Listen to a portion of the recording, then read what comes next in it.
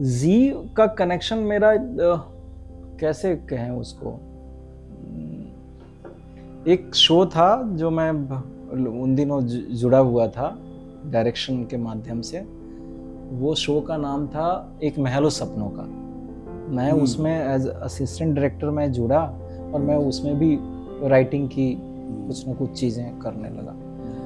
और एक शो था उनका मंशा, हाँ याद आया, जी टीवी से जुड़ने का जो आप कह रहे हो ना, एक शो था मंशा।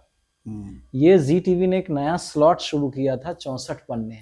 अच्छा, वो मैं लिख रहा था as a dialogue writer. Okay okay okay. और उसके डायलॉग की बहुत तारीफ होती थी।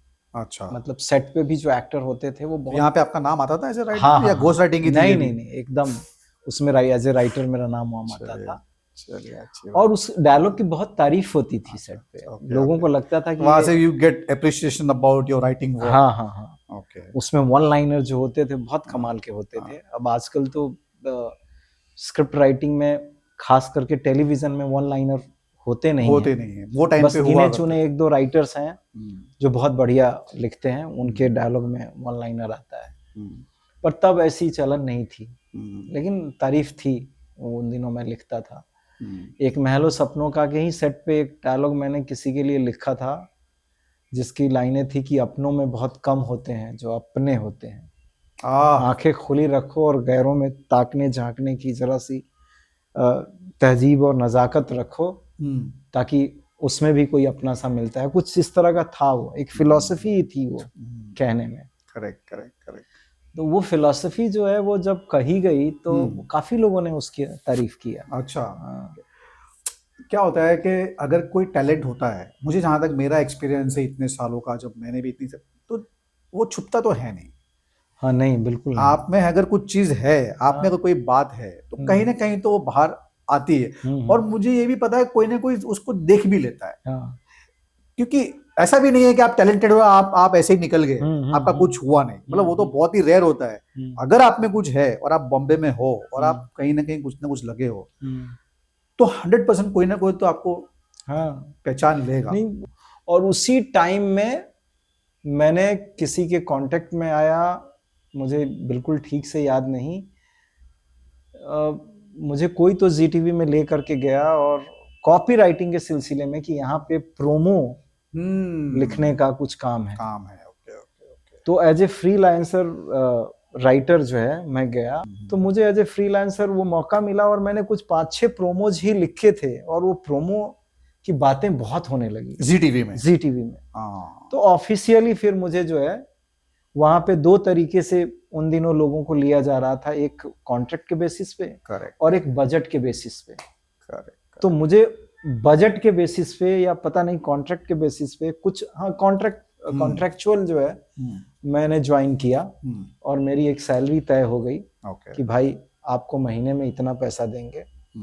और वो मैं जी टीवी के लिए प्रोमो लिखता था और महीने में उतना पैसा मुझे मिलता था।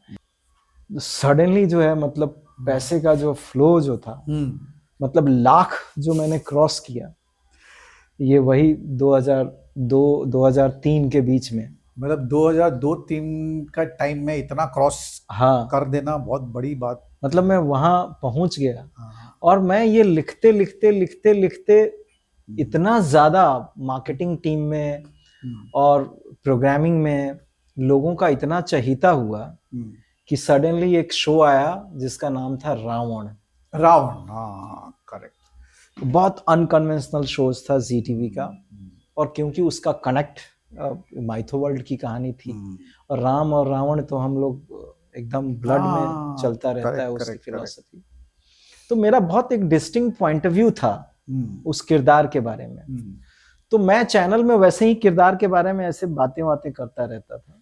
तो इसका जो पूरा प्रमोशन कैंपेन जो एजेंसी तैयार कर रही थी, और उससे पहले मेरा कई डिस्कशन उससे रिलेटेड लोगों से होने लगा और वो जो एक प्रमोशन जो था उसका एक मैं हिस्सा बना। बहुत ही डिफरेंट था ना रावण के पॉइंट ऑफ व्यू से कोई सीरियल बनाना वो टाइम पे, मतलब जहाँ पे रामायण महाभारत हम लोग देखते बड़े हुए थे, और उसमें आपने रावण को मेन हीरो बना दिया और मतलब बिल्कुल बहुत ही मतलब डेयरिंग वाला काम हुआ होगा वो हाँ, टाइम पे, हाँ। मतलब कन्विक्शन सबका बहुत स्ट्रांग होगा।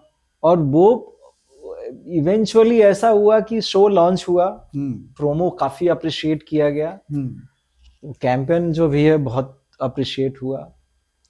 और क्योंकि मैं बातें बहुत अंदर रह के करता रहता था, जी उसके छोटे छोटे प्रोमोज लिखे जाते थे जो मैं लिखता था, और एक दिन अचानक मुझे बोला गया कि भैया तुम इस शो के क्रिएटिव डायरेक्टर भी बन जाओ।